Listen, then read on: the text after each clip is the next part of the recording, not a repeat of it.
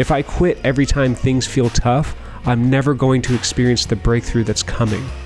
Transitions take time. Whether you're starting a new job, training for a new fitness goal, or working through a personal change, give yourself the grace to stick with it. Growth happens in the uncomfortable moments, and sometimes the best thing you can do is just stay the course.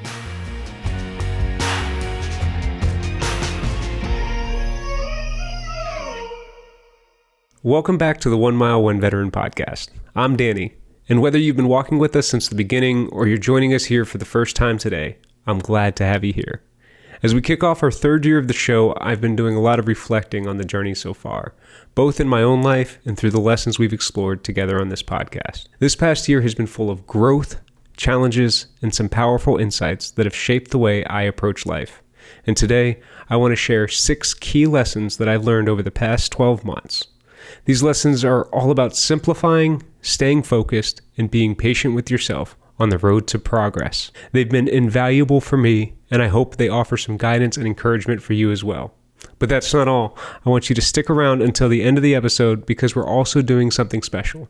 I'll be answering your questions in an Ask Me Anything segment. I've received some great questions from the community, and I'm excited to dive into them after we walk through these 6 lessons. So let's get started with lesson 1, which is progress isn't always about doing more. Sometimes the key is removing what's holding you back. Over the past year, one of the biggest realizations I've had is that progress isn't always about adding more to your plate.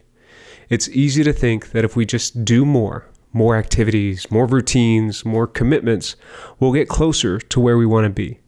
But I've learned that sometimes the key to real growth is about removing the things that are holding us back. For me, this lesson became clear when I started to feel overwhelmed after moving back home to Hawaii after being gone for 18 months. I wanted to hit the ground running and do all the things. I thought I just needed to juggle more and push harder. But instead, I realized that certain habits, relationships, and even self-doubt were weighing me down more than I knew. By stepping back and removing those negative elements, I suddenly had the mental and emotional space to focus on what truly mattered. It's like walking a mile with a heavy pack. Sure, you can keep adding more gear and hope you get stronger, but maybe the real power comes from taking off that unnecessary weight and walking just a little lighter. This past year has shown me that scaling back doesn't mean losing ground. It means creating room for the right things to grow. And as you're sitting there growing, let's talk about lesson 2. Don't be distracted by the side quests. Focus on the primary objectives. If there's one lesson that really hit home for me this past year, it's this. Don't let the side quests pull you away from your main mission. I think of it in terms of one of my favorite video games, Assassin's Creed. You have the main mission, but sometimes the side quests are easier and more fun. And it's true in life too. You know how it goes. There's always 100 little tasks that seem important or even urgent, but in reality, they're distractions. I found that staying focused on the primary objectives is truly what moves the needle forward. I'll share an example from my own journey. A lot of times I'll come home from running and I have a bunch of different ideas. I'll write business plans for side hustles or decide to try some crazy fitness challenge. But here's the thing.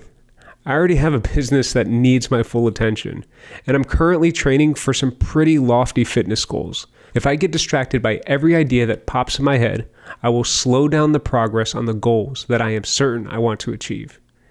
We can see this in our day-to-day activities too, right?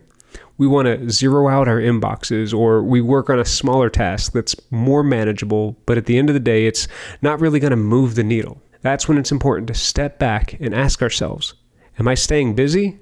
Or am I actually making progress? It's easy to get caught up in the side quests because they often feel like quick wins.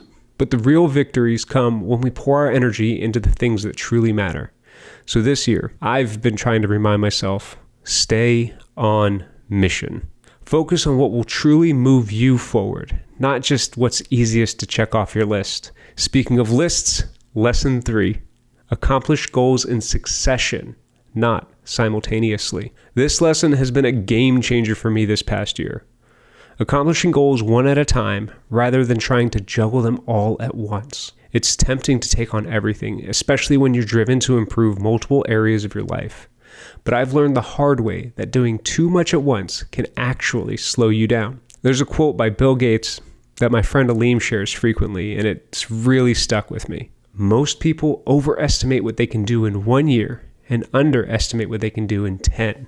When I first heard that, it hit me. I realized that I was often trying to do too much too quickly, spreading myself thin across various goals instead of mastering one thing at a time. A perfect example was when I decided to run a marathon, but I was too out of shape to comfortably complete a mile jog. I was skipping some much needed steps, thinking I had run marathons in the past and could pick up where I left off, but no. I first needed to start walking and address my diet. As I started to get healthy again, I lost some weight and then I was able to run. Then that led to weightlifting and rock climbing and skiing and all sorts of other fun goals. But it wasn't until I decided to focus on one goal at a time that I started seeing real progress. When I poured my energy into just walking for 20 minutes a day, things really started to click. Once I felt solid in that area, that's when I set another goal and went after that. When starting out, you can't walk 10 miles all at once. You take it step by step, 1 mile at a time. And that's how we reach our goals, by giving our all to one at a time, then moving on to the next. And speaking of taking things one step at a time, that brings me to the next lesson, the importance of managing transitions. Whether it's in life or in our personal journeys, trying to manage too many changes at once can leave us feeling overwhelmed. Let's talk about why it's so important to pace ourselves through life's transitions with lesson 4. Don't go through too many transitions at the same time, because life is full of change, and some of it we choose and some of it chooses us. But what I've learned is that trying to handle too many transitions at once is like trying to sprint uphill with a full pack. It's overwhelming, exhausting, and often leads to burnout. I remember a time not too long ago when I was transitioning in multiple areas of my life all at once. I had just left my full-time job, we launched the podcast, sold our home, and started traveling across the states to share our mission. On top of that, I was trying to get back into a solid fitness routine. Everything was shifting all at once, and honestly, I felt like I was drowning. Each area of my life demanded my energy, but none of them were getting the focus they needed. It wasn't until I slowed down and decided to focus on one transition at a time that things really started to settle. I focused on first getting into a new daily routine to manage my mental health. Then I began my physical fitness journey. And then I dealt with other changes.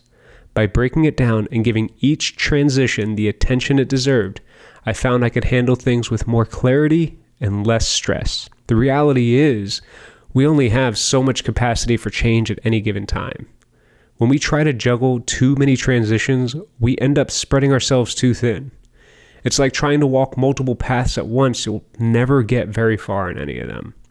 But when we focus on navigating one transition at a time, we can walk through it with more confidence and success. And this brings me to the next point, which ties closely to handling transitions: patience. Sometimes when we go through a transition, it's tempting to jump ship the moment things get uncomfortable. But real growth comes from when we stick with it, even through those uncomfortable moments. So let's talk about why patience is key in lesson 5. Be patient in transitions. Learn to rest, not quit. Patience is something I've had to practice more than ever this past year, especially when it gets uncomfortable during the times of transition. Whether it's starting something new or adjusting to a big life change, the initial phase can feel awkward, uncertain, exciting, or downright frustrating. But here's the lesson. Just because it feels uncomfortable doesn't mean you should give up. When we moved back to Hawaii and I started working a full-time job again, I had my doubts on whether or not I could keep up the pace of producing the podcast and working the job. I mean, between my mental health battles and my back and neck injuries that prevent me from sitting at a desk for a long period of time, there were many days when I thought, maybe this job isn't for me. But instead of jumping ship, I stuck with it. I gave myself the time and space to learn how to do this position in a way that not only worked for my boss, but also for me. Slowly, things are shifting. What once felt impossible is starting to become regular. I'm receiving positive feedback from my boss and coworkers that I'm really contributing to the workplace, and I know that pushing through it is going to be worth this discomfort. If I quit every time things feel tough, I'm never going to experience the breakthrough that's coming. Transitions take time. Whether you're starting a new job, training for a new fitness goal, or working through a personal change, give yourself the grace to stick with it. Growth happens in the uncomfortable moments, and sometimes the best thing you can do is just stay the course. The results might not come immediately, but I know they'll come if you're patient. And that brings me to the final lesson I want to share today. Lesson 6. Perfect isn't the goal. Making progress is. For a long time, I thought that if I just worked hard enough or put in enough effort, I could reach some version of perfect. The perfect podcast episode, the perfect fitness routine, or even the perfect balance in life. But what I've learned is that perfection is a myth. I've known it for a long time, but now I feel it. It's not something any of us will ever fully achieve. And more importantly, it's not something that we even need to strive for. There's a story I like to think about when I start falling into the perfectionist mindset. Early on this podcast journey, I would spend hours planning. I was planning the episodes, the marketing materials, the guest intake forms, the social media posts. But we can spend so much time planning and never get around to the doing.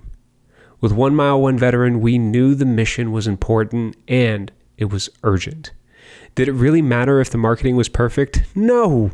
People's lives are on the line. That's when I shifted my mindset from perfection to progress. Instead of aiming for flawless episodes, I now focus on improving one thing at a time. Whether that's better content, better interviews, or just learning new skills. It's like walking a mile. You don't need to run it perfectly to finish. You just need to keep moving forward. And the same goes for life. Keep making progress, even if it's imperfect. Progress is the real victory, and that's something we can always achieve. Now, before we close out this episode, I want to take some time to answer a few questions that you all sent in. We did an Ask Me Anything session earlier this week, and I'm excited to dig into the questions that came through. So let's get into it. The first question we received is, what has been the most rewarding part of the journey so far? I think for me, it's been the people who reach out saying that they're alive today because of the work we're doing. We started this mission saying that if we could save even one life, it will have been worth it. As we enter into our 3rd year, we have well surpassed that, and that's why we keep going. We want to help people get to the next day through a rough season, even if you just need a little encouragement. The most rewarding part is hearing that we are making a difference, and that's honestly all we want to do. Next question.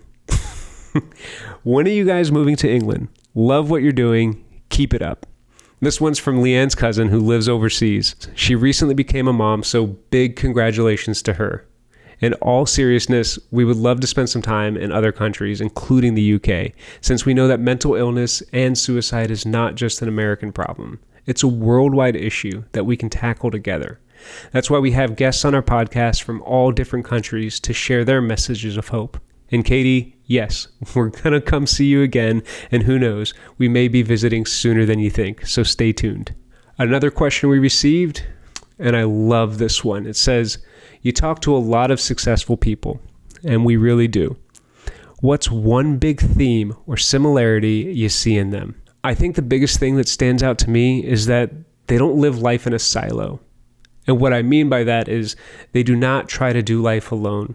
We were created for relationships. And while successful people are selective of who they spend their time with and allow to speak into their lives, I've noticed that they all have mentors, trusted friends, and supportive partners. A lot of times when people go through things, especially hard things, we tend to isolate, or we try to dig ourselves out of a hole. We've interviewed special forces, astronauts, world record holders, and so on, and they all come on our show and said, you are not alone. Find your tribe, build your team, and reach out. Now, the last question we have today is from a guest we had recently on the show, Manny Zubia. He's keeping me focused on a goal I've had for a while, and so he asked, when are you going to run a 100-mile race? I'm so inspired by the people we have on our show, and Manny donated one of his kidneys and since then has run 3 100-mile races. How friggin' motivating is that? We've also had people like Such Lati, who's going to be running across Canada next year, and he's been crushing some crazy goals. Dean Stott as well was on our show, who set the Guinness World Record for cycling the Pan American Highway, which is 14,000 miles long. And he said it's only 14,000 miles until you've done the first mile. So I'll take the same approach when I'm facing the 100-mile run. I'm currently set to do 3 marathons before the end of the year, trying to work up to running 1 marathon a week by the end of next year. So Manny, I'm going to say by 2026, brother, I think you're going to get a call from me asking you to be one of my pacers in a 100-mile race. It would be an honor if you joined me. And that wraps up this episode of the 1 Mile, 1 Veteran podcast. I want to thank each of you for joining me today, whether you're walking your mile, driving, or just listening at home. As we move into the 3rd year of this podcast, I'm incredibly grateful for this community and the opportunity to keep sharing these conversations with you. I hope the 6 lessons we've talked about today gave you something to reflect on and apply in your own life. Whether it's simplifying by removing the negatives, staying focused on your main goals, or embracing progress over perfection. Remember, no matter what, it's all about taking the next step forward. A big thanks to everyone who sent in questions for the Ask Me Anything segment, and if I didn't get to yours today, don't worry, I'll be doing more of these Q&A sessions in the future. As always, if you found this episode valuable, please consider sharing it with someone who might need to hear it, and leave a review wherever you listen to your podcasts. Your support means the world to me and helps keep us on this mission moving forward. Until next time, stay strong, keep walking, and take it 1 mile at a time. And remember, you can always catch the 1 Mile, 1 Veteran podcast on Wreaths Across America Radio, available on platforms like iHeartRadio, Odyssey, and the TuneIn app.